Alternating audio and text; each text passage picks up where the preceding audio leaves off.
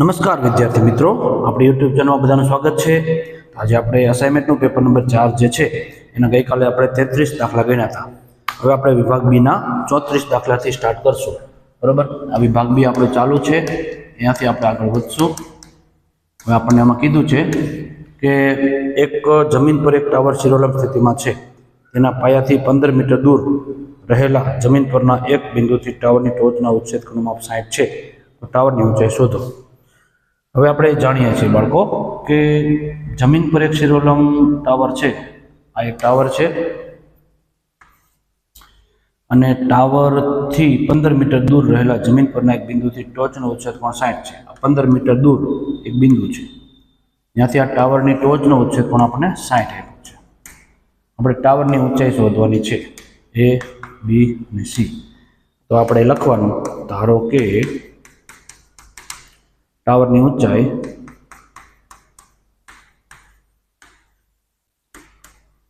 બરાબર h metre છે। પછી બીસી એટલે અંતર, એને આપણે અંતર કહીશું। અંતર બરાબર બીસી બરાબર 15 મીટર આપ્યું છે, અને આ જે ખૂણો છે થીટાનો ખૂણો 60 આપ્યો છે। રેડી? તો આના આધારે આપણે ગણતરી કરી અને આપણે ત્રિકોણ ABC માટે એની ગણતરી કરવાની છે। સામેની બાજુ છેદમાં પાસેની બાજુ, આનું આપણે સૂત્ર કરશું। સામેની બાજુ AB છે, પાસેની બાજુ BC છે। તો tan થીટા બરાબર સામેની બાજુ AB છે, પાસેની બાજુ BC છે। તો tan થીટાનું સૂત્ર આપણને tan થીટા માટે આપણે જાણીએ છીએ બાળકો કે tan અને થીટા એટલે આપણે 60 લેવાના છે। tan 60, AB બરાબર આપણી પાસે h છે, BC બરાબર આપણી પાસે 15 છે। હવે આ 15 tan 60 એટલે તો એની કિંમત આપણને કોષ્ટકમાં મળશે। tan 60 ની કિંમત થશે √3 બરાબર h ના છેદમાં 15। આ 15 ઉપર જશે અંશમાં, તો 15 અને √3 બરાબર h મળે છે। આ ટાવરની ઊંચાઈ મળી ગઈ। એકદમ સિમ્પલ અને નાનો દાખલો છે, અને તમને 2 માર્ક્સ મળે છે। તો આમ ટાવરની ઊંચાઈ બરાબર 15√3 મીટર છે। 15√3 મીટર ટાવરની ઊંચાઈ છે। રેડી? તો આ દાખલાનો તમે સ્ક્રીનશોટ લઈ લો। હવે આપણે આગળનો દાખલો ભણશું। આગળના દાખલામાં આપણને કીધું છે,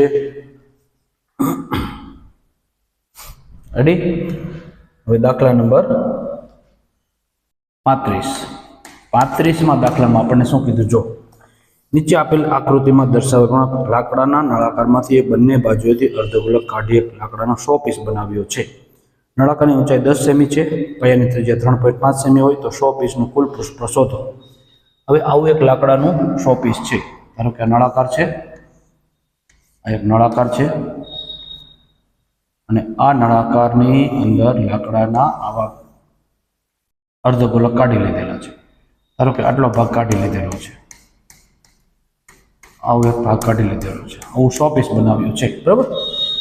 હવે આની અંદર આપણને કીધું છે કે નળાકારની ઊંચાઈ 10 સેમી છે, આપણે 10 સેમી લેવાની છે,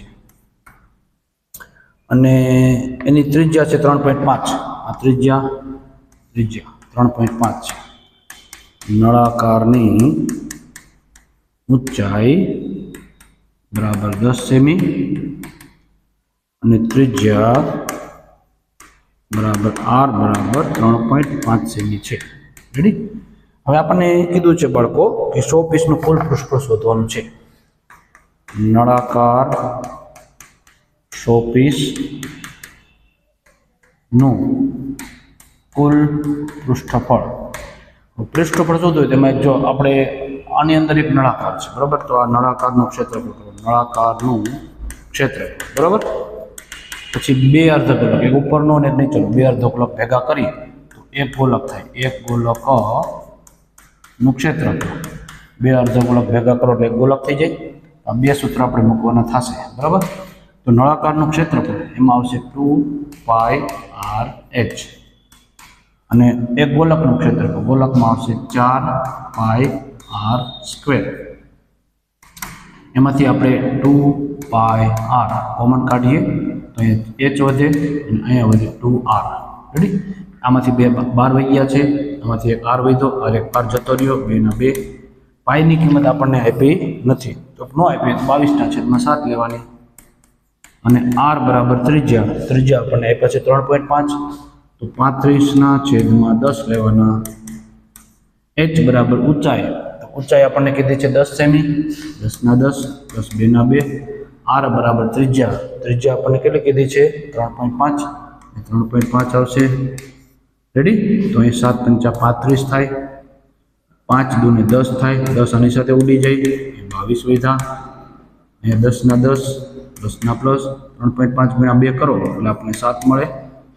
22/22 ગુણ્યા 10 ને 7 17 થાય, 17 × 2 = 34, 35 × 36 = 37 સેમીનો સ્ક્વેર. તો નળાકાર આકારનું શોપીસ છે એનું કુલ પૃષ્ઠફળ 374 સેમીનો સ્ક્વેર આવશે. આનો તમે સ્ક્રીનશોટ લઈ લો.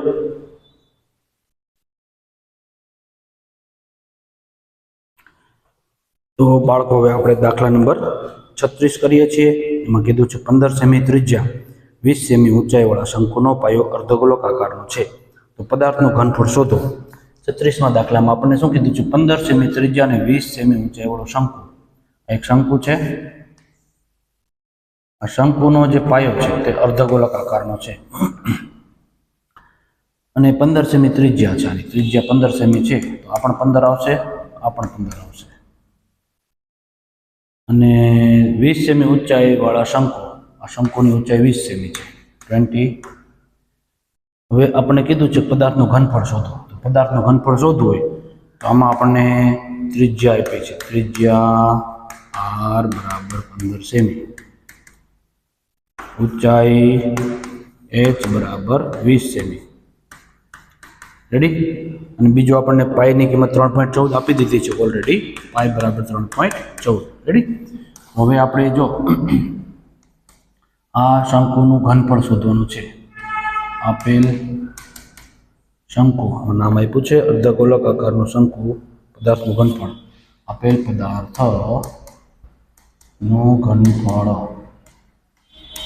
પદાર્થનું ઘનફળ શોધવાનું છે. શંકુ છે એને અર્ધગોલક છે, તો શંકુનું ઘનફળ પ્લસ અર્ધગોલકનું ઘનફળ. શંકુના ઘનફળનું સૂત્ર આપણે જાણીએ છીએ બાળકો, 1/3 પાઈ r સ્ક્વેર h. રેડી? આપણી પાસે પાઈ છે, r છે, h છે. અર્ધગોલકનું ઘનફળ જાણીએ છીએ 2/3 પાઈ r નો ઘન. હવે આમાંથી તમે 1/3 કોમન કાઢી લો, એક પાઈ કોમન કાઢી લો, એક r નો સ્ક્વેર કોમન કાઢી લો, તો h વધે, આમાં r વધે, અહીંયા r વધે. રેડી? 1/3 પાઈ બરાબર આપણને 3.14 આપ્યો છે, તો અહીંયા 314 કરશું, છેદમાં 100 કરશું, પોઈન્ટ કાઢીને 2 શૂન્ય લગાડશું. ત્રિજ્યા r બરાબર આપણને 15 આપી છે, તો 15 × 15 કરીશું. ઊંચાઈ h બરાબર 20 આપ્યા છે આપણને, અને ત્રિજ્યા બરાબર 15 આપી છે, તો 15 × 2 = 30 કરી નાખીએ ડાયરેક્ટ. હવે આપણે જો અહીંથી છેદ ઉડે, 5 તેરી 15, એ 5 આવશે. 314 ગુણ્યા 5 ગુણ્યા 15 છેદમાં 100 વધ્યા છે.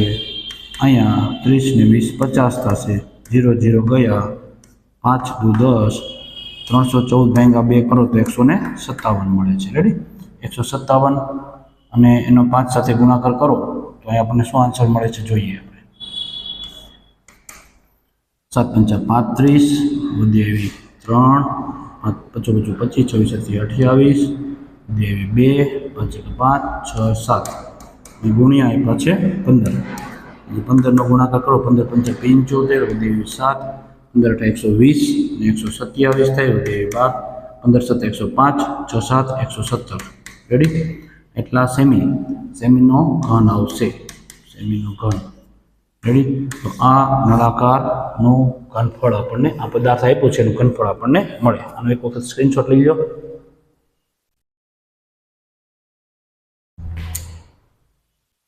તો હવે આપણને દાખલા નંબર 37 આપ્યા છે. એમાં કીધું છે કે કોઈ માહિતી વર્ગીકૃત માટે L બરાબર 200 આપ્યા છે. L બરાબર 200, પછી F1 બરાબર 27, F1 બરાબર 27, F0 18 છે, F0 બરાબર 18 અને F2 બરાબર 20 છે, F2 બરાબર 20, H બરાબર 100 H બરાબર 100 છે. રેડી? તો માહિતીનું બહુલક શોધવાનું. બહુલક એટલે આપણે જેને Z કહીએ છીએ. આપણે Z શોધવાનું છે. Z બરાબર L plus F1 minus F0 છેદમાં 2F1 minus F0 minus F2 અને ગુણ્યા H. આ આપણું સૂત્ર છે. L બરાબર આપણને શું આપ્યું છે? તો કે L બરાબર આપણને 200 આપ્યા છે, પ્લસ F1 બરાબર આપણને 27 આપ્યા છે, F0 બરાબર આપણને 18 આપ્યા છે, 27 દુ 54 થાય, F0 એટલે 18 આપ્યા છે અને F2 એટલે 20 આપ્યા છે. રેડી? હવે H બરાબર આપણને શું આપ્યા છે? 200 ના 200 પ્લસના પ્લસ. હવે આપણે 27 માંથી 18 બાદ કરીએ તો આપણને શું મળે? તો કે 7 10 માંથી 8 જાય તો 7 ને 2 9 વધે, 1 માંથી 1 જાય 0, પછી આ 54 ના 54 ને માઇનસ 20 30 ને 38 બે માઇનસ નિશાની છે અને 100 ને આપણે અહીંયા બાજુમાં લઈ લઈએ. હવે 200 ના 200 પ્લસના પ્લસ 9 ગુણ્યા 16 આપણે આને આમને રાખીશું અને છેદમાં 54 માંથી 38 બાદ કરો તો 10 માંથી 8 જાય તો 4 ને 2 6 મળે અને 4 માંથી 3 જાય તો 1 મળે, 16 મળ્યા. બરાબર? હવે છેદ ઉડે એટલે ઉડાડી દે આપણે. ધારો કે અહીંયા ચોકે ચોકે 16 થાય છે, અહીંયા 25 ચોક 16 થાય છે, તો બેમાંથી 4 4 ઉડે છે. 200 ના 200 પ્લસના પ્લસ 25 નવા આપણને 225 મળે છે, છેદમાં 4 વધે છે. આપણે એનો ભાગાકાર કરીએ તો 225 ભાગ્યા 4 કરીએ તો અહીં આપણે કરીએ 225 ભાગ્યા 4, ચોકે ચોકે 4 પંચા 20, 22 માંથી 20 જાય તો 2, અહીંયા 0, 5 ઉતારો, 6 ચોક 24, 25 માં 24 જાય તો 1 વધે, પોઈન્ટ મૂકીને 0 ઉતારો, 4 દુ 8, 2 વધે, 0 ઉતારો અને 4 પંચાને 20 તો 56.25 મળે છે. 200 માં તમે 56 ઉમેરો તો 256.25 આ આપણો આન્સર આવે છે. રેડી? તો આવી રીતે આ બહુલક જે છે એની કિંમત તમે મેળવી શકો છો અને આની આપણે કાંઈ જરૂર છે નહીં. તો આને આપણે રબ કરી દઈએ. તો આનો એક વખત સ્ક્રીનશોટ લઈ લો બાળકો, અને આ જે દાખલા છે આપણે વિભાગ બી અહીં પૂરો થાય છે અને હવે આપણે વિભાગ સી આવતીકાલે સ્ટાર્ટ કરશું. તો આપણી જે ચેનલ છે એને આટલો બધો તમે પ્રેમ આપ્યો છે, આટલી બધી લાઇક શેર અને સબસ્ક્રાઈબ કરો છો, તમારો ખૂબ ખૂબ આભાર. હજી પણ તમારા વિદ્યાર્થી મિત્રો સુધી તમે આ ચેનલને પહોંચાડો, લાઇક કરો, શેર કરો અને સબસ્ક્રાઈબ કરો. Thank you very much.